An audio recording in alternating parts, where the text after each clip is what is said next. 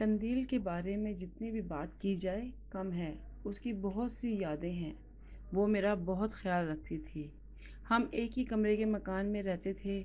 اس جگہ T V رکھا ہوتا تھا، اس جگہ اس کی ٹی وی ٹرالی پہ کتابیں رکھی ہوتی تھیں، اس طرف بجلی کا بورڈ ہوا کرتا تھا، یہاں اس کا بستر لگا ہوتا تھا اور یہ اس کا تکیہ ہوتا تھا جس پہ وہ سر رکھ کر سویا کرتی تھی۔ وہ ہر وقت اپنی پڑھائی میں مصروف رہتی تھی۔ وہ اسکول میں اپنی کلاس میں مانیٹر تھی۔ اس کے اساتذہ اس کا بہت خیال رکھتے تھے اور اس سے بہت خوش تھے۔ وہ سب کہتے تھے کہ قندیل ایک ایسی بچی ہے جو ہمیشہ صاف ستھرے کپڑے پہن کے آتی ہے۔ اس کے کپڑے اچھے سے استری بھی ہوتے تھے، اس کے جوتے بھی صاف ہوتے تھے، اس کی جرابیں بھی صاف ہوتی تھی۔ اس وجہ سے سب جو ٹیچر تھے، جو اس کے استاد تھے، وہ اس سے بہت پیار کرتے تھے۔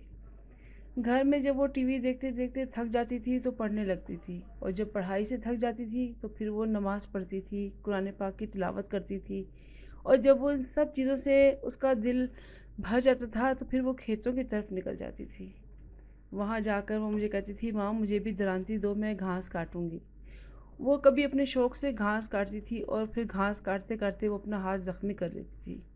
اسی طرح جب گندم کی کٹائی کے دن ہوتے تھے تو وہ کہتی تھی، ماں میں نے بھی اس میں حصہ لینا ہے۔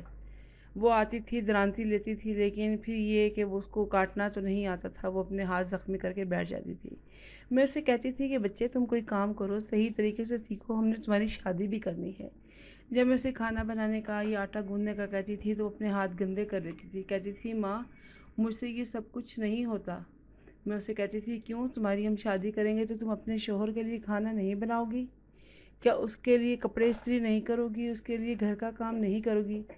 تو وہ ہمیشہ کہتی تھی کہ ماں میں نے شادی نہیں کرنی، ماں تم مجھے کبھی بھی مت بیانا۔